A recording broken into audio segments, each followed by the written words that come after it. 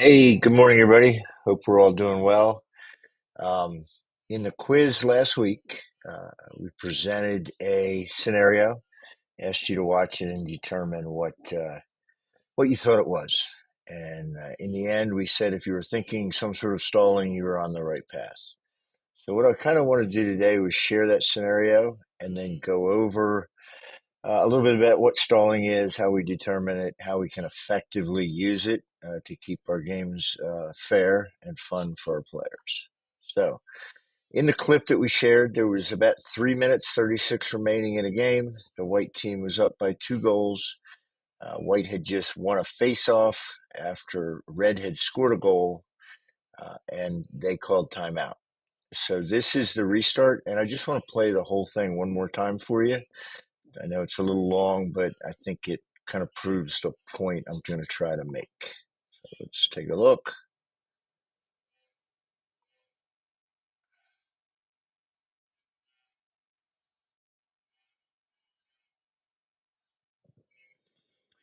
So white number 4 started with the ball over in the alley on the bench side.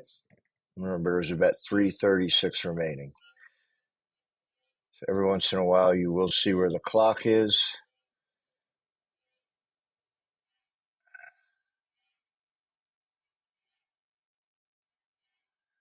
He moved the ball over to number 4, or I'm sorry, to number 5. We will continue. If you see the clock there, we're down to about 2 minutes and 42 seconds remaining.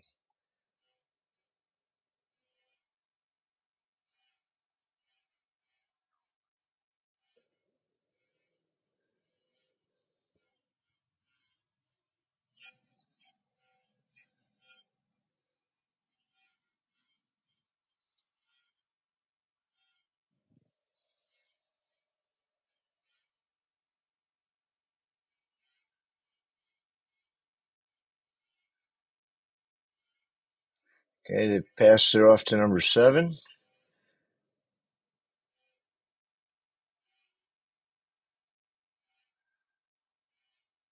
Okay, and I think at that point, we were at 2 minutes.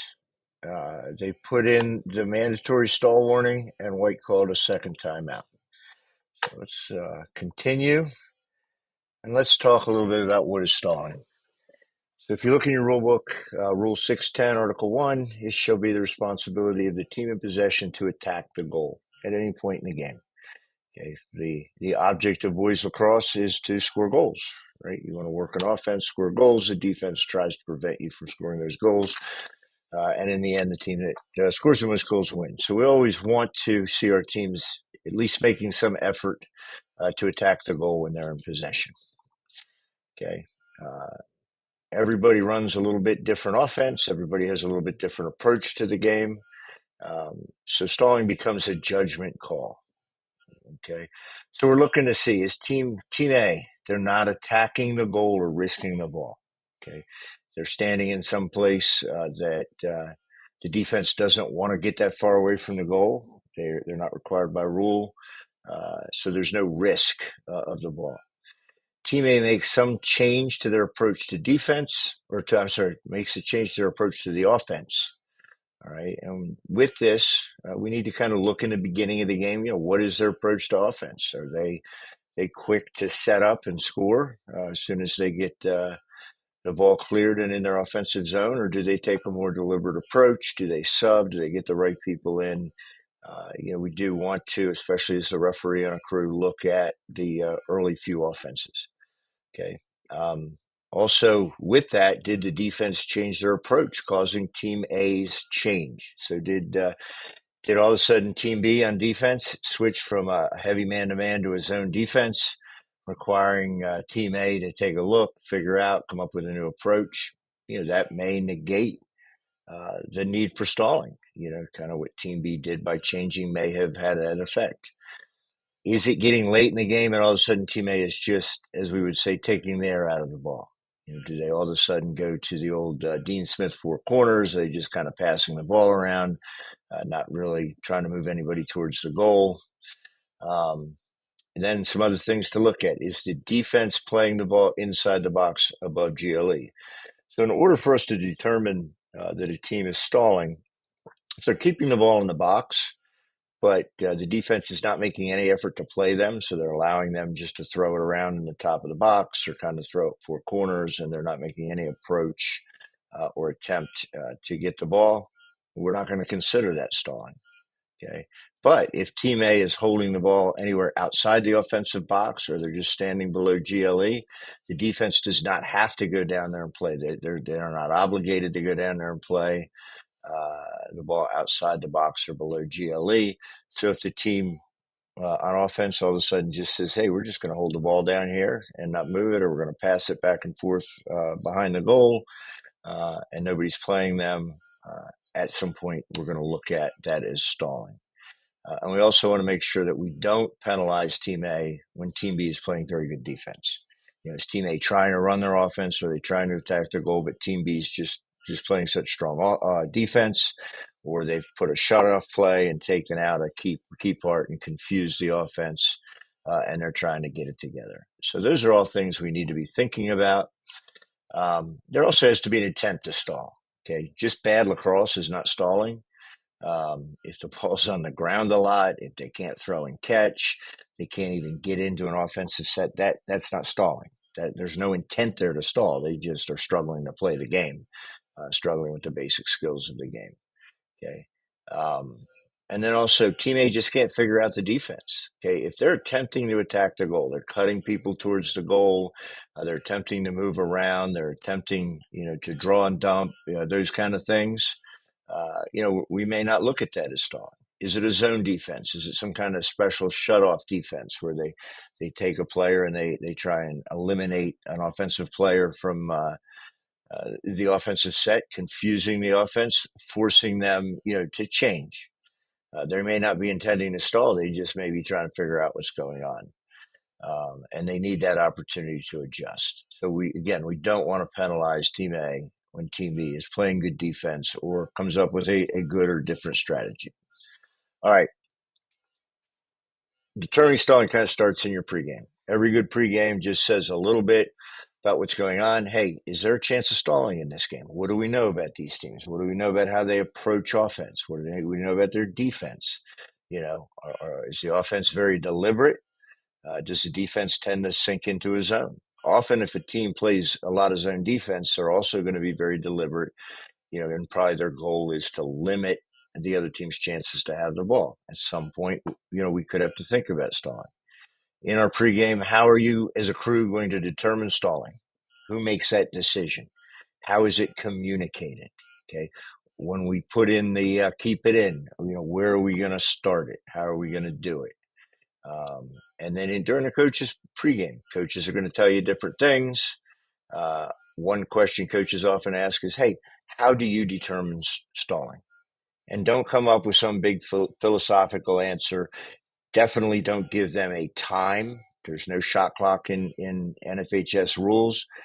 Don't try to compare that to the shot clock in lacrosse. It's not a good argument. It's not a good way of determining. Your answer simply should be, they've got to be attempting to attack the goal. They've got to be making that effort. And then once the game starts, observe early offense. How does the team substitute?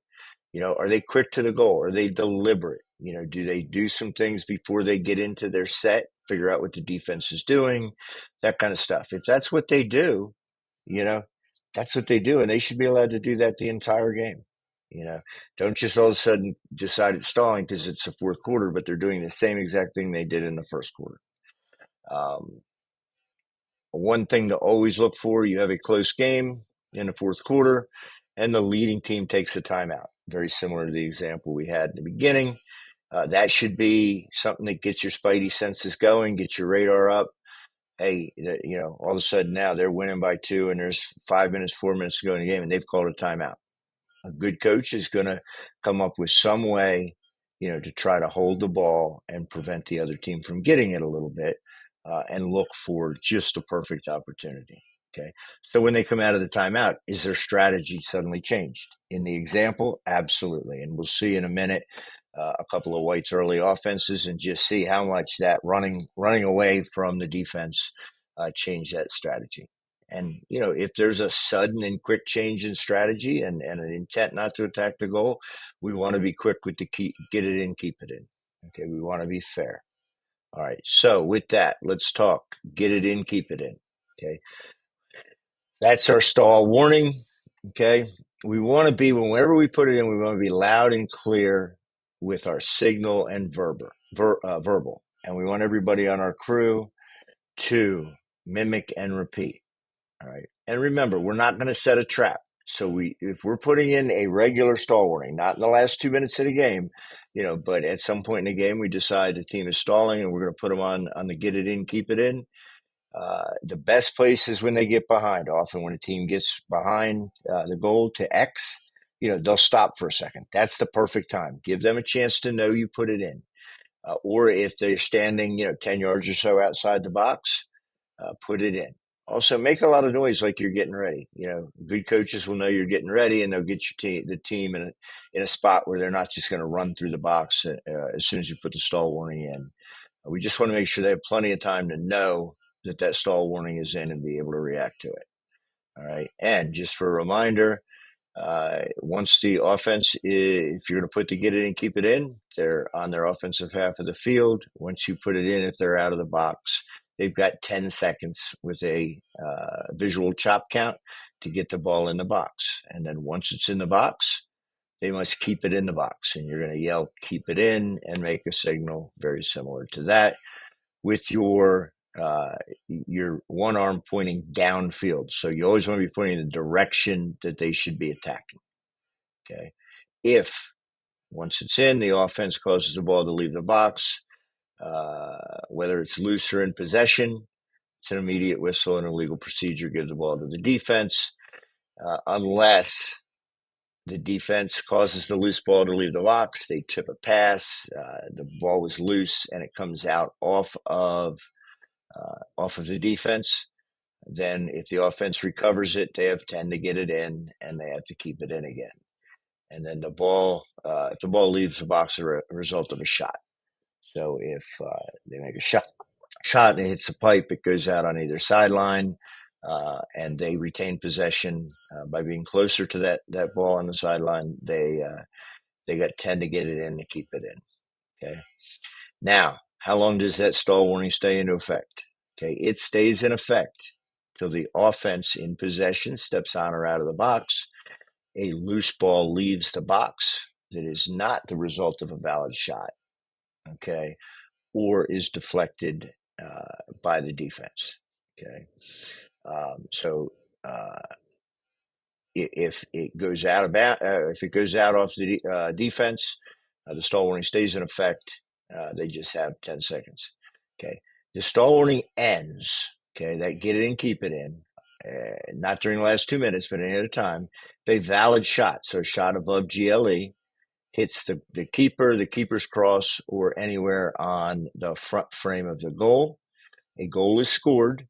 A period ends, resulting in a face-off. Okay. So think about that. You do have situations where you'll start a period without where the next period will not have a face-off. Okay, a team was man up or man down, and they were on the stall warning, and the period ends. They have possession. When we come back in, we will continue that stall warning. If you had a flag down during during a stall warning on a team, that stall warning stays in effect. Okay, it does not come out just because a team goes man down, and you don't necessarily have to be. You can put a stall warning in when a team is man down. Okay, there was an old NCAA rule that you couldn't. You can. If a team is man down, I would not put in a stall warning. That's not good form. Okay, and then if the defense gains possession, the stall warning is over. All right. So let's take a look. All right, for a second at the scenario that we were talking about. And I'm going to have you look at a couple of offensive scenarios by the white team before the situation that I shared, and then I'm going to show you the situation and how I think it should have been handled. The second quarter. Okay, and you'll see they clear the ball, they satisfy the 10-second count, and they pull the ball out. Number 5 gets the ball at the top. It's between number 4 and number 5. They're kind of sharing the ball. All right, they wait. They have another midfielder coming on the field, and they're going to set up their offense. All right, and there's really no intent to stall. We have a quick dodge. We have a cutter. We're definitely looking for something. Something comes up. He takes the shot at about 37 seconds of the possession. That's perfectly appropriate. And that's something we want to look at. This, again, was in the second quarter. So this is how White runs their offense in a regular man-to-man defense by Red. Right? So that gives us a good indication of what they tend to do. Right? And they really don't change that up throughout this entire possession. Okay, now this is with about 8 minutes to go in the game. All right, so this is about 5 minutes before the situation I shared. And again, it looks almost identical to what we saw in the second quarter. He's going to attack from the top. We're going to get a cutter. All right, they're definitely working, trying to get the defense to move. So now let's go. This is right out of that timeout. There's 3 minutes and 36 seconds to go. Let's kind of dissect what we're going to have here. Okay, so number 4 gets the ball. He started in the top, and he immediately runs. All right, and he has run all the way around. Okay, so we're at about 15 seconds. He runs. Is he going to go for it? No. He actually turns away from the goal and comes up.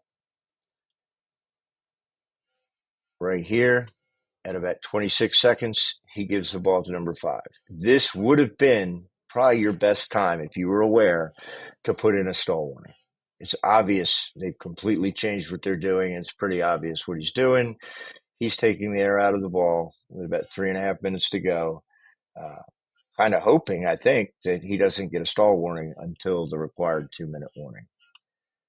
And then we're gonna continue on.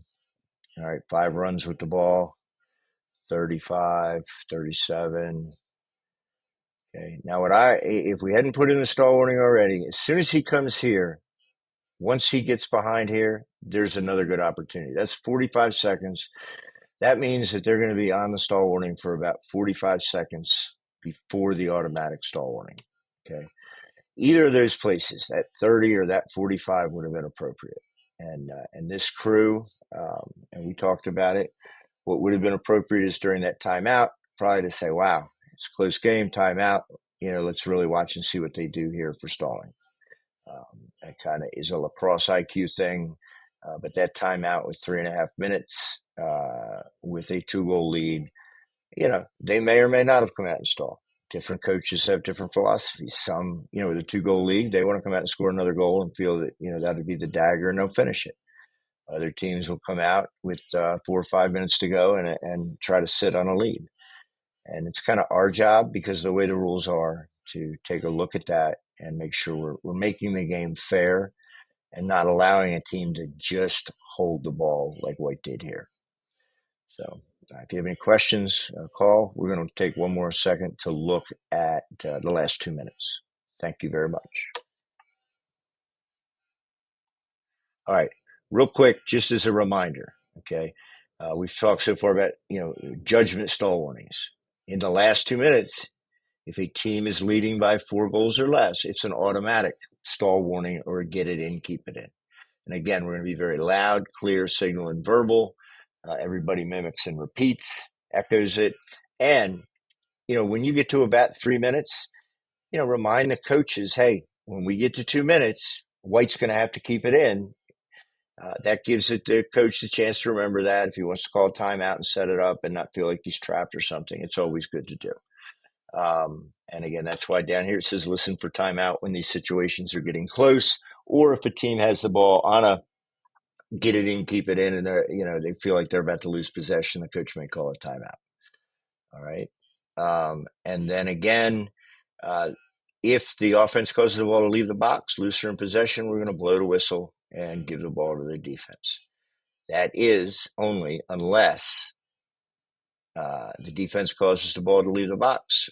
The ball leaves the box as a result of a shot. Now, in that last 2 minutes, if they run through the box, it's a violation. Even if you didn't get your hands up to put it in, they have to know that in the last 2 minutes, once they touch the ball to the box, or the ball touches the box, even if it's loose, they are on that stall warning. So if they throw the ball into the box, it lands in the box, and then goes out of the box, okay, it's going to be a turnover.